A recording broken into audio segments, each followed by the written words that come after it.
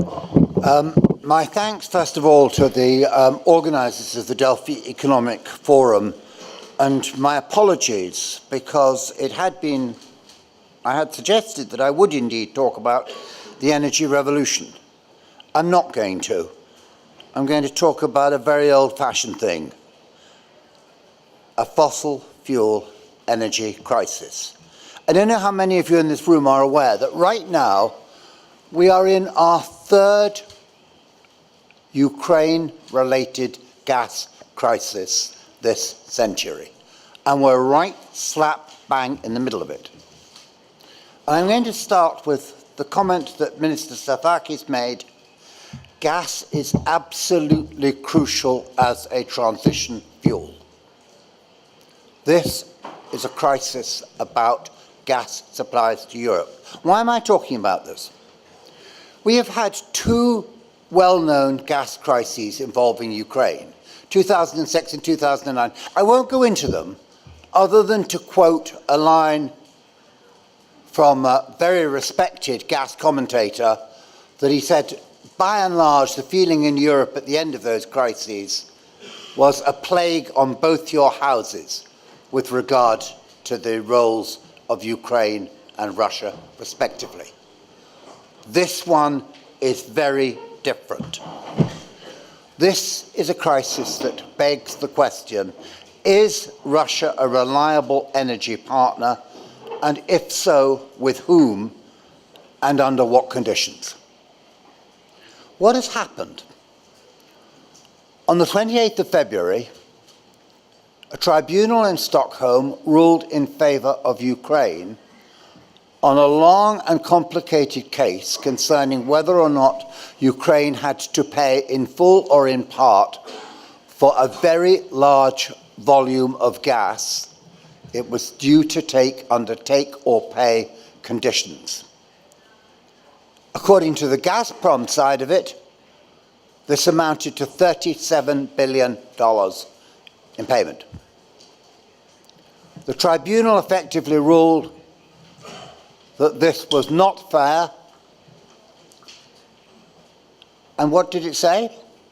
Instead, that Gazprom actually had to pay Ukraine $4.63 billion. There was a reduction in that because actually Ukraine also still owed money. But nonetheless, Ukraine came out of the tribunal supposedly 2.65 billion richer. Problem. The next day, what happened? Gazprom suddenly cut direct supplies to Ukraine, which were supposed to continue at a rate of around 4 BCM a year. It did so unilaterally, and it did so with 15 minutes' notice. The gas was prepaid, and the money was returned to Ukraine.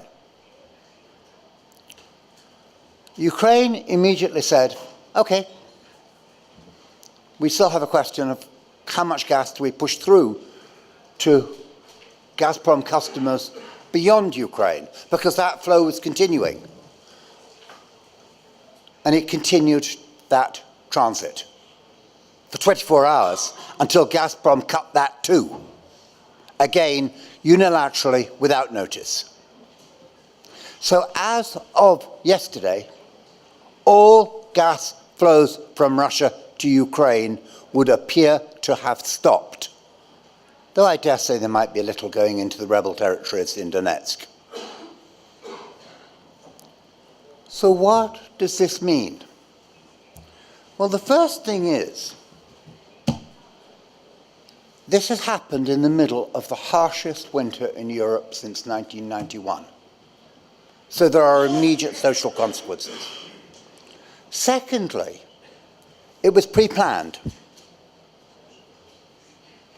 For the 8 days before the 28th, Gazprom was pumping up supplies through every other pipeline it could. For the first time, Blue Stream line to Turkey reached its full 15.8 BCM capacity.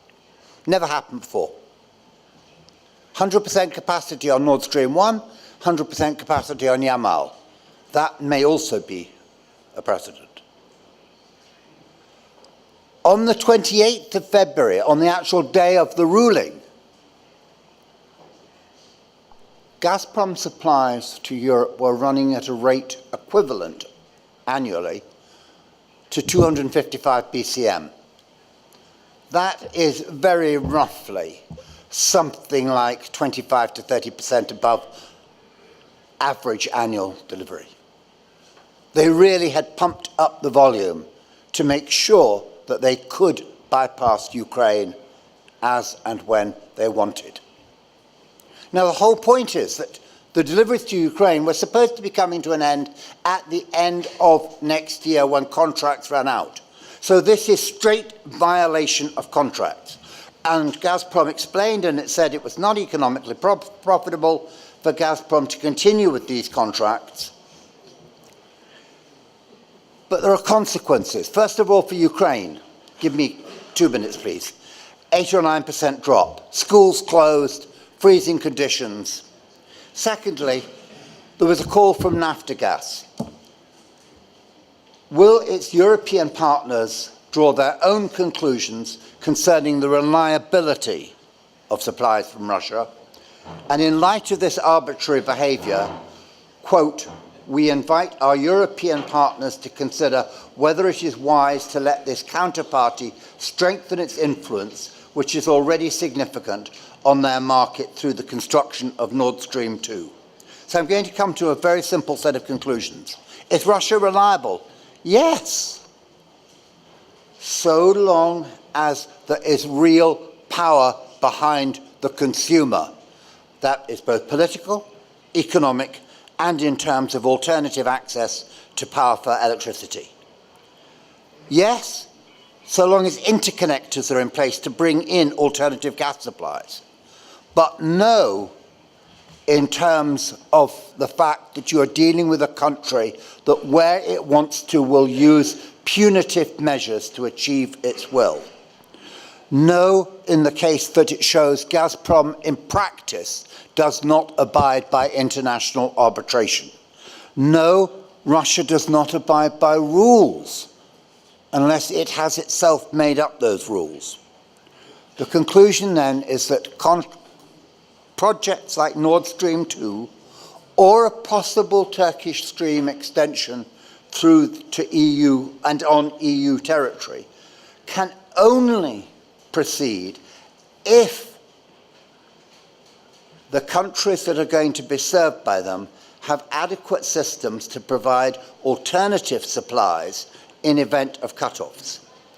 It may have consequences in terms of potential second stream for Turkish stream access to the TAP pipeline because European regulations may actually have to change to take into account changes in Gazprom's actions.